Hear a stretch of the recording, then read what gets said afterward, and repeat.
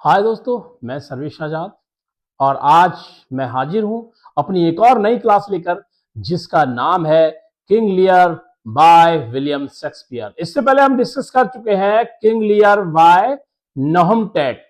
तो नहम टैट ने जो किंग लियर को वो ट्रेजेडी ना करके उसको चेंज कर दिया था काय में हैप्पी एंडिंग में। लेकिन असली वाला जो किंग लियर है, जो लिखा है, जो वास्तविक लेखक है, वो है विलियम शेक्सपियर।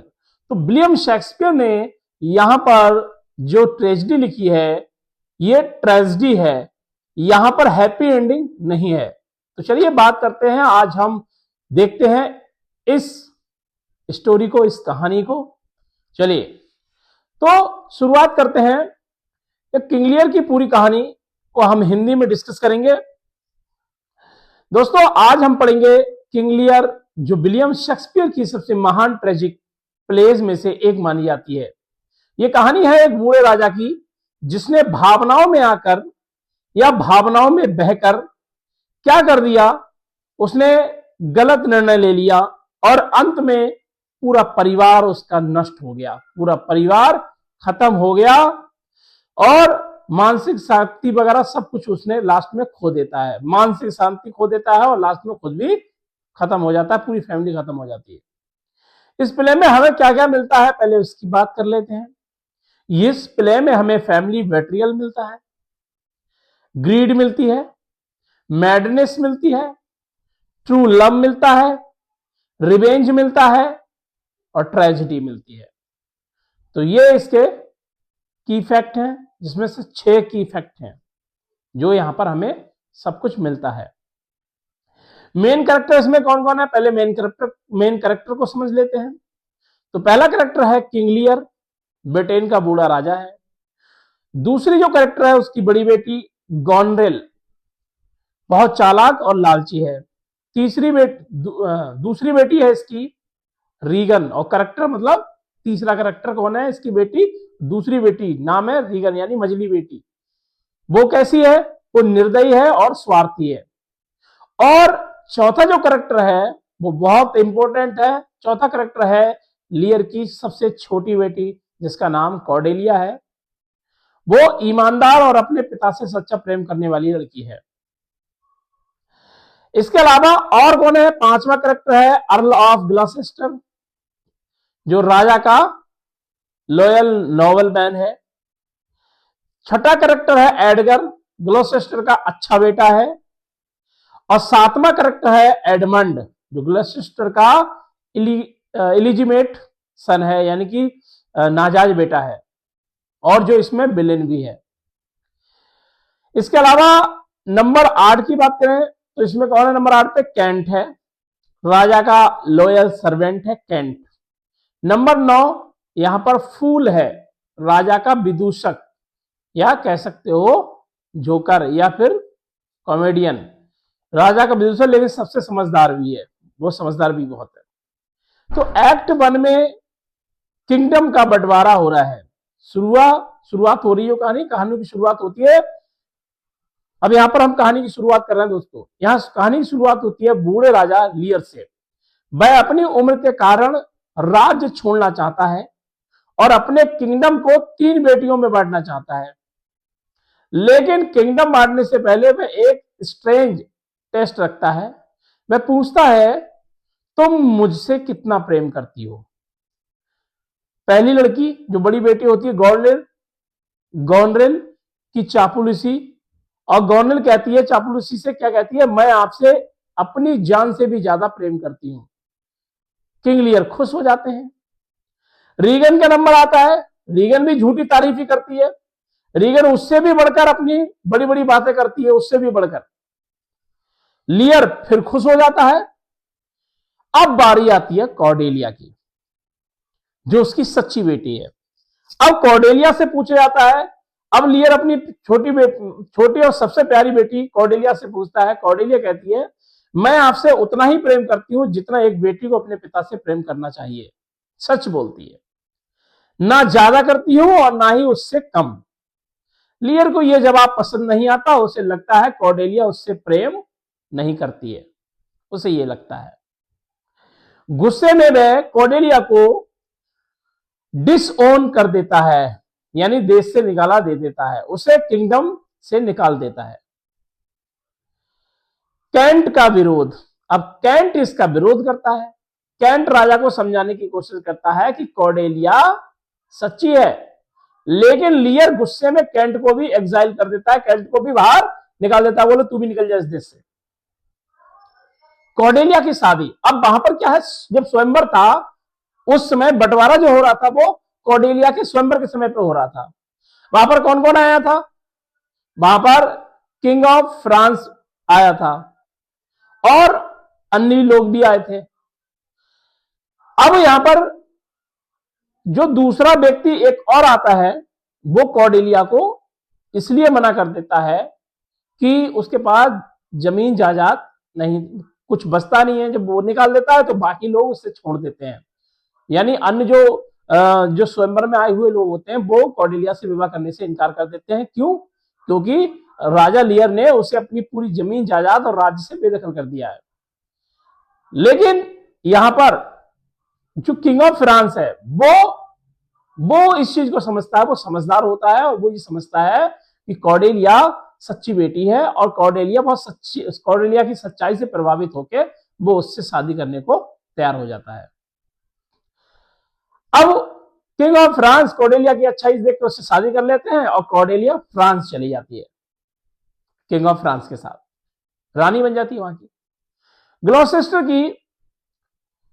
ग्लोसेस्टर की सपोर्ट। अब दूसरी स्टोरी शुरू होती है, किसकी? ग्लोसेस्टर वाली। अब ग्लोसेस्टर के कितने दो बेटे हैं। पहले का नाम है एडगर, जो उसका लीजिमेट सर है, यानी कि जायज बेटा है। दूसरा है एडमंड, जो नाजायज बेटा है। एडमंड बहुत एम्बिशियस और इविल है, बहुत बुरा है, महत्वाकांक्षी मतलब अपने बारे में सोचने वाला है, यानी कि बहुत लालची टाइप का है। कौन? एडमंड। एडगर उसका सच्चा बेटा है और ईमानदार भी है। वह अब एडमंड क्या करता है, एक फेक लेटर बनाकर अपने पिता को विश्वास दिलाता है कि एडवर्ड आपको मारना चाहता है। ग्लॉसेस्टर एडगर से क्या करने लगता है, नफरत करने लगता है। वो एडमंड की बातों में आ जाता है। अब एडगर से कहता है वो जाके, कौन? ग्लॉसेस्टर। वो एडमंड कहता है एडगर से जाके कि पिताजी तुम्हें मारने वाले हैं, इसलिए तुम भाग जाओ। तो जब उसे ये बात पता चलती है तो वो इसकी बातों में आ जाता है और वो वहां से भाग जाता है, भाग के जंगल में चला जाता है। अब आगे क्या होता है, अब यहां पर लियर की बेइज्जती होती है। कैसे? लियर अब अपनी बड़ी बेटियों गॉर्नेल और रेगन के साथ रहने जाता है, लेकिन अब दोनों का असली चेहरा सामने आता है।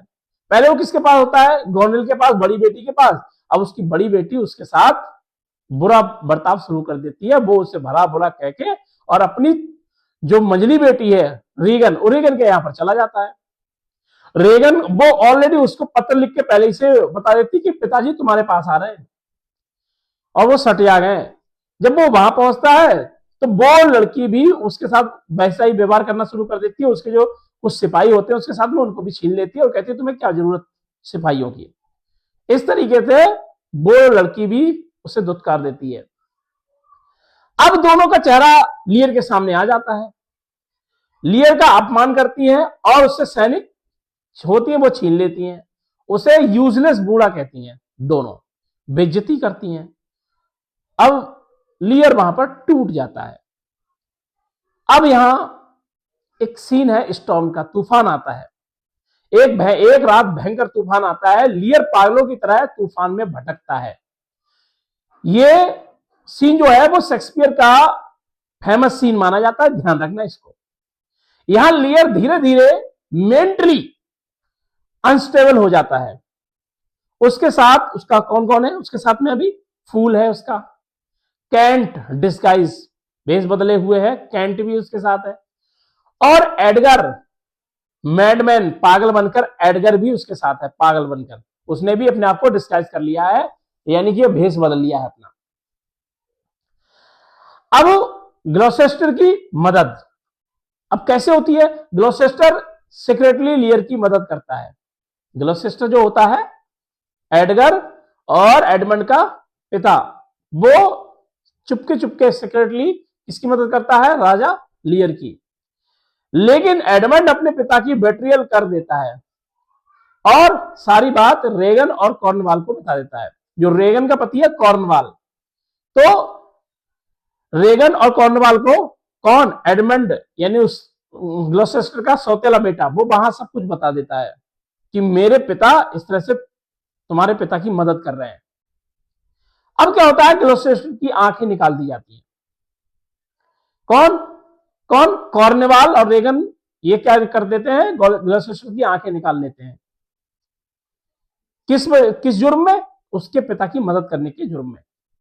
यह प्ले का सबसे क्रूअल सीन है, ये ध्यान रखना। क्रूअल सीन किस प्ले में आता है और ऑप्शन आए तो यहां पर आपको लगा देना है। रेगन और उसका हस्बैंड कॉर्नवाल ग्लॉसेस्टर को पकड़ लेते हैं। कौन? रेगन और उसका हस्बैंड कॉर्नवाल। कॉर्नवाल उसकी आंखें, दोनों आंखें निकाल देता है। अब ग्लॉसेस्टर ब्लाइंड हो जाता है, अंधा हो जाता है ना? ट्रेजेडी, किस तरह से ट्रेजेडी, और आगे कितनी ट्रेजेडी आगे देखिए। एडमंड का राइज होता है। राइज मतलब एडमंड जब का इस चापलूसी करता है तो एडमंड का पद बढ़ जाता है। एडमंड को रिवार्ड मिलता है और उससे पावर ऑफ पोजीशन दी जाती है। पावर मिल जाती है, पोजीशन भी मिल जाती है। अब वह गॉर्नेल और रेगन दोनों को मैनिपुलेट करने लगता है, यानी पटाने लगता है। दोनों बहनें एडमंड से प्रेम करने लगती हैं। एडगर अपने पिता को बचाता है और एडमंड जो सौतेला बेटा है वो उसे मारने के उतारू है। ब्लाइंड ग्लॉसेस्टर दुख में आत्महत्या करना चाहता है, लेकिन एडगर डिस्गाइज जो भेष बदले हुए है में अपने पिता को बचाता रहता है। धीरे धीरे ग्लॉसेस्टर को अपनी गलतियों का एहसास होता है और वो समझ जाता है कि मेरा जो बेटा एडगर है वो सही है और मैंने अपने बेटे को मारने के लिए किसके? एडमंड के बारे में कहने पे गलत किया। कॉर्डेलिया की वापसी होती है। कॉर्डेलिया को अपने पिता की हालत का पता चलता है। वह फ्रांस की सेना लेकर इंग्लैंड आती है और ताकि अपने पिता को बचा सके। जब लियर और कॉर्डेलिया मिलते हैं तो बहुत इमोशनल सीन होता है। लियर रोते हुए अपनी गलती स्वीकार करता है और कॉर्डेलिया उसे माफ कर देती है। फाइनल बैटल क्या होता है? फ्रांस और ब्रिटेन की सेना में युद्ध होता है, लेकिन कॉर्डेलिया हार जाती है। लियर और कॉर्डेलिया दोनों को कैद कर लिया जाता है। अब दोनों कैद में है, लियर भी और उसकी बेटी भी। एडमंड की अंतिम चाल क्या है? एडमंड सीक्रेटली ऑर्डर देता है कि कॉर्डेलिया को जेल में मार दिया जाए। गॉन्डेल और रेगन का अंत। अब दोनों बहनें एडमंड के लिए लड़ने लगती हैं कि एडमंड मेरा है, वो मेरा प्रेम है, मैं मेरा प्रेम है, और लड़ने लगती हैं। गॉन्डेल रेगर को पॉइजन दे देती है, जहर देके मार देती है। कौन? गॉन्ड्रेल, मंजली वाली बड़ी वाली को जहर देके मार देती है। फिर गिल्ट होता है उसे खुद, और गिल्टी फील करने पर वो खुद भी सुसाइड कर लेती है। इसलिए इस तरीके से दोनों बहनें खत्म हो जाती है, मंजली वाली भी और बड़ी वाली भी। दोनों इविल्स यानी दोनों इविल सिस्टर होती है वो मर जाती हैं। अब यहां पर एडगर वीएस एडमंड, अब दोनों भाइयों का वोन करेंगे, सौतेले भाई का और सगे बेटे का और सौतेले बेटे का। एडगर वापस आता है और एडमंड को ड्यूल में हरा देता है। युद्ध चल रहा है तो एडगर वापस आता है और एडमंड को वहां पर हरा देता है और उसे मार भी देता है। मरने से पहले एडमंड अपनी गलती मानता है। मरने से पहले एडमंड को अपनी गलती का एहसास होता है कि मैंने अपने भाई के साथ गलत किया। वह कॉर्डेलिया को बचाने का ऑर्डर देता है। मरते हुए वह कहता है तुम जाकर कॉर्डेलिया को बचा लो, लेकिन बहुत देर हो चुकी होती है। क्योंकि वही ऑर्डर देता है कॉर्डेलिया को जेल में मार दिया जाए। मरने से पहले वो कहता है कि जाके कॉर्डेलिया को बचा लो। जब तक एडगर वहां पहुंचता है तब तक कॉर्डेलिया मर चुकी होती है। कॉर्डेलिया को फांसी दी जा चुकी होती है। फांसी। लियर उसकी डेड बॉडी लेकर आता है, किंग लियर। वह दर्द से टूट जाता है। कुछ देर बाद लियर भी तड़प तड़प के मर जाता है। अब यहां पर एंडिंग हो जाती है। अंत में लियर भी मर जाता है, कॉर्डेलिया भी मर जाती है, गॉन्डेल भी मर जाती है, रीगन भी मर जाती है, एडमंड भी मर जाता है, ग्लॉसेस्टर भी मर जाता है। कौन कौन बचते हैं? 3 लोग बचते हैं। एडगर बचता है, केंट बचता है, अल्वेनी बचता है। ये 3 बचते हैं। अब ये थीम ऑफ द प्ले क्या है? ब्लाइंडनेस है। लोग सच नहीं पहचान पाते, यहां ब्लाइंडनेस दी गई है। थीम इसकी क्या है प्ले की? ब्लाइंडनेस। आंखों के सामने सब कुछ होते हुए भी उन्हें दिखता नहीं है, सच नहीं पहचान पाते। अपीयरेंस बियस रियलिटी, जो दिखता है वह सच नहीं होता। मैडनेस है इसमें, नंबर 3 मैडनेस है, यानी दुख इंसान को पागल बना देता है। ग्रीड एंड पावर है, सत्ता का लालच सब कुछ नष्ट कर देता है। ट्रू लव है, यहां पर कॉर्डेलिया का प्रेम सच्चा था। और इंपोर्टेंट कुछ मोरल वो भी आपको दे ही देता हूं चलते चलते। झूठी तारीफ करने वाले लोग अक्सर धोखा देते हैं, जबकि सच्चा प्रेम शांत और ईमानदार होता है। कंक्लूजन फॉर दिस वीडियो, इस वीडियो में जो कंक्लूजन निकल रहा है वो ये है दोस्तों, किंग लियर केवल एक ट्रेजेडी नहीं बल्कि ये इंसानी अहंकार, लालच और गलत फैसलों का गहरा चित्रण है। इसीलिए इसे शेक्सपियर की ग्रेटेस्ट ट्रेजिक प्लेस में गिना जाता है। इसीलिए इसे शेक्सपियर के ग्रेटेस्ट ट्रेजिक प्ले में गिना जाता है। तो दोस्तों, आपको यह कहानी पसंद आई हो तो वीडियो को लाइक, शेयर, सब्सक्राइब जरूर करें और कमेंट करके बताएं कि आप सबसे पावरफुल कैरेक्टर, आपको इस स्टोरी में सबसे पावरफुल कैरेक्टर कौन लगा। तो दोस्तों, इसी के साथ जय हिंद, वंदे मातरम।